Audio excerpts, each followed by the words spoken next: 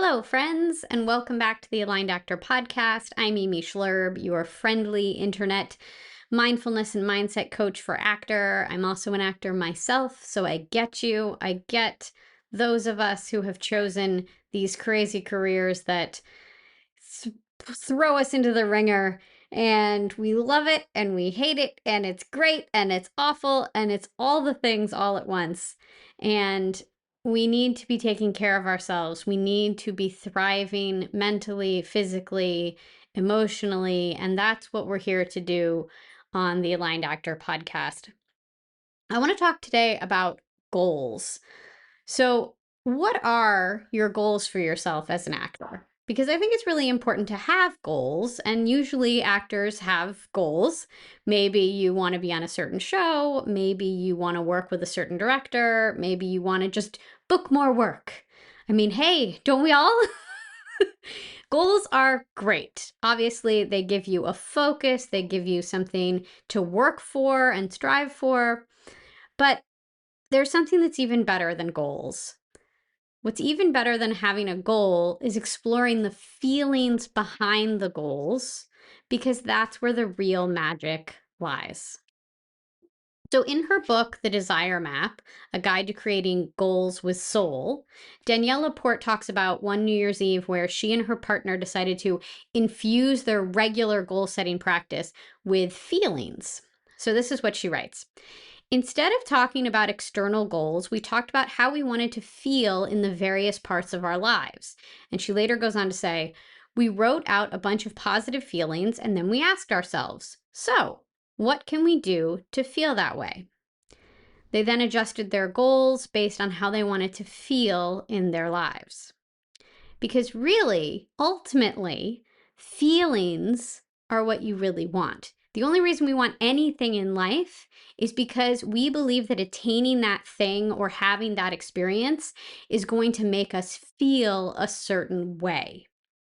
So, for example, one of my goals, I would love to play a recurring character on some kind of fun TV show, because I believe that doing that work will feel playful, creative, collaborative, and consistent. Like there'll be some stability to it, or a routine. Like, oh, you go back into the same place, the same cast, the same crew, pretty regularly. Like that just feels stable and routine. And you know the drill. That's a feeling that I'm looking for.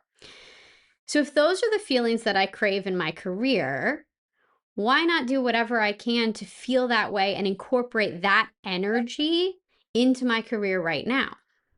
Because there's tons of ways that I can feel playful, creative, collaborative, and consistent.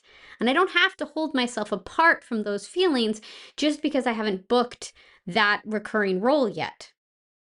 So, for example, I can feel playful, creative, collaborative, and consistent. I'm repeating these words on purpose because repetition is really important.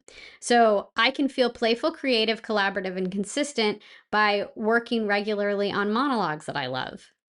If I do that regularly, I'm being consistent, I'm collaborating with myself, or I'm collaborating with that script. I'm being creative, I'm creating a character, and there's a playfulness to it. I'm getting to play in my craft, right?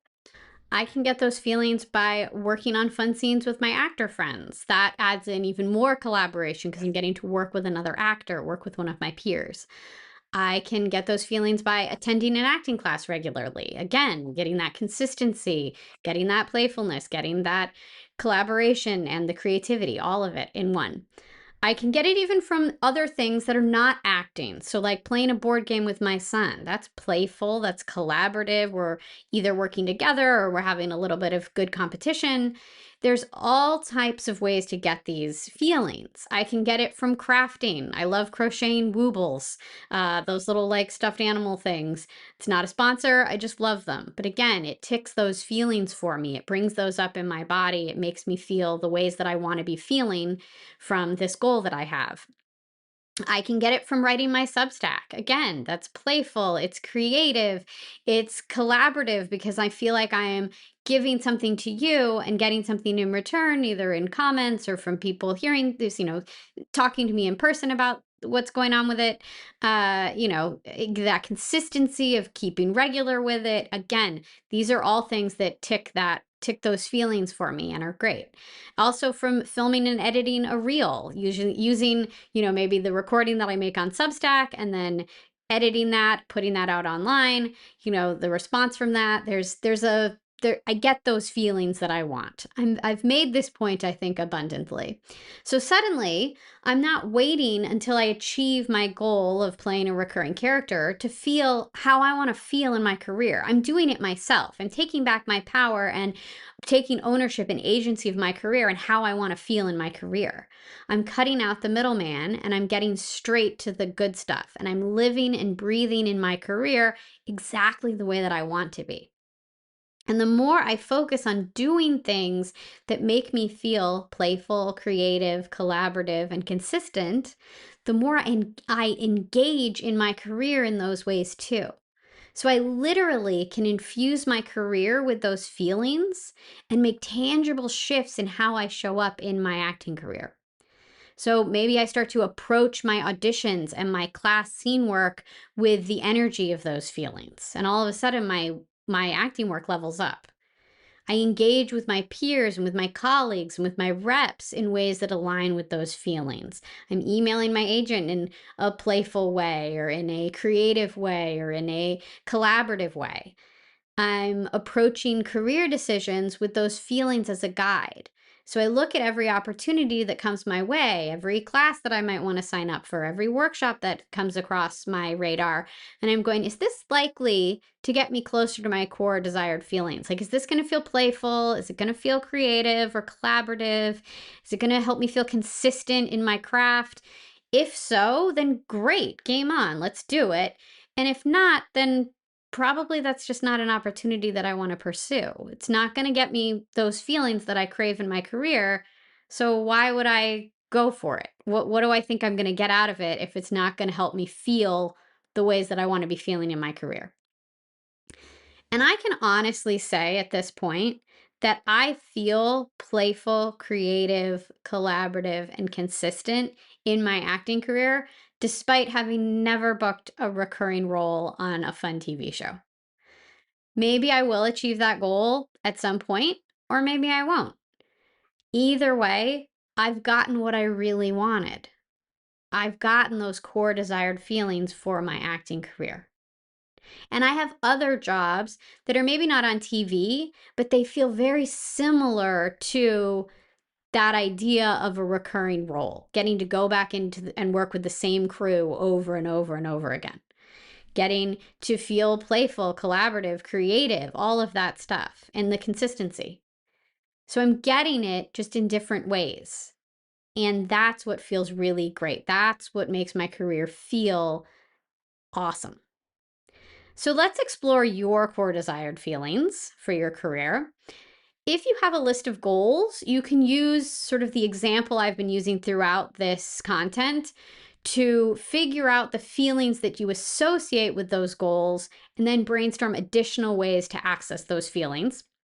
So what you're going to want to do is ask yourself the question, how do I think it will feel to insert your goal here, win an Oscar, work with Martin Scorsese, be on the pit? I don't know. I don't know what your goals are, but how do I think it will feel to achieve this goal? And then this follow-up question is, what are other things that you could do to feel that way more in your life? Once you know what those feelings are, what are other ways that you could feed that feeling and get that feeling going in your body? You can also start with the feelings. So you can decide how you want to feel in different areas of your life and your career and start building goals around those feelings. So over on my Substack, I have a long list, a link to a long list of feeling words and some questions about various areas of life to consider. So the questions basically are, how do you want to feel as an actor?